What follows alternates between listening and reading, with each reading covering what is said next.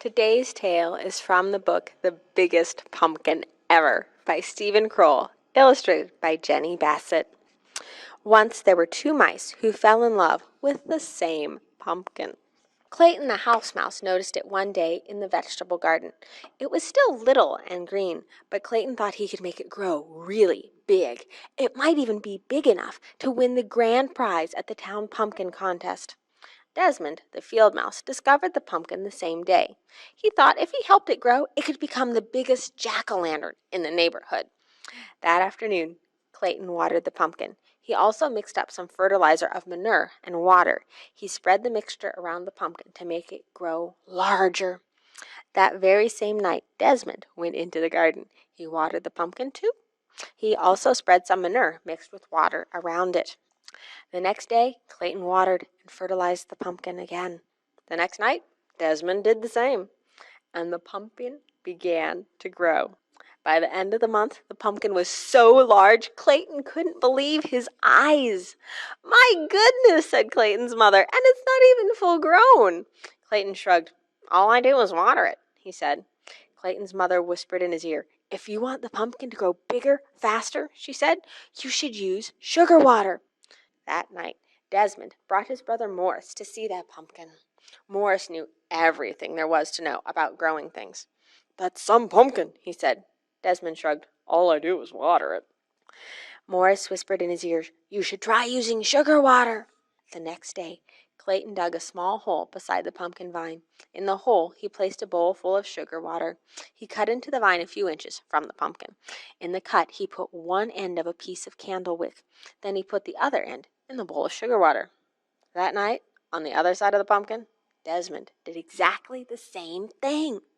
Within a week, the pumpkin was twice the size it had been. Within 2 weeks, it was absolutely enormous. Clayton was amazed. He ran down the road and peeked into his friend Jimmy's pumpkin patch. The pumpkin Jimmy was growing for the contest looked much smaller. Clayton scratched his head. "I have an amazing pumpkin," he said out loud, "and I think I'm going to win the contest." That night, Desmond and his brother Morris spent a long time looking at the pumpkin. "How do you think it got that big?" Desmond asked. Morris shrugged. "A little luck, a little skill." "I'm going to make some jack-o'-lantern," Desmond said. "It sure is," said Morris. A week later, Clayton noticed the pumpkin was bigger than the family car. During the day, everyone he knew came to admire it. And at night, all the field mice gathered round to do the same. By now, summer was almost over. In a week, the pumpkin would be full grown and start turning yellowish and then orange. A few weeks after that, it would be ripe and ready for the pumpkin contest. Clayton could hardly wait. The pumpkin was growing so fast, it would soon be larger than his house.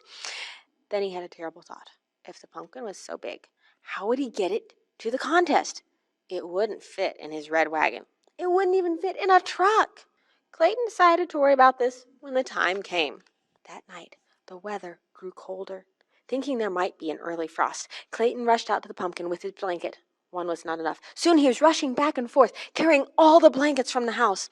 As he worked, he hummed a little song, and as he hummed, he heard someone else singing. He also began to realize that someone else was covering the pumpkin with blankets. Desmond, too, had seen the danger of an early frost. He, too, had brought blankets for the pumpkin. And as he worked, he sang a little song. And as he sang, he began to realize that someone else was working and humming. Clayton stopped humming. He put down his pile of blankets and peered around the corner of the pumpkin. Desmond stopped singing. He put down his blankets and peered around the corner of the pumpkin. The two of them bumped heads and fell down. "You've been feeding the pumpkin," said Clayton. "You've been feeding the pumpkin," said Desmond. "That's why it got so big," said Clayton. "That's why it got so big," said Desmond. They burst out laughing. When everything had been exclaimed, Clayton said, "I know I'll win the contest if I can get the pumpkin to town."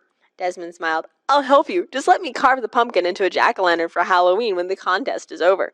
"It's a deal," said Clayton. "A deal," said Desmond. And they shook on it. The morning of the contest was bright and sunny. Mice were bringing their pumpkins to the town square by truck and car and wagon. Some were rolling them along the ground. Suddenly, they all stopped short.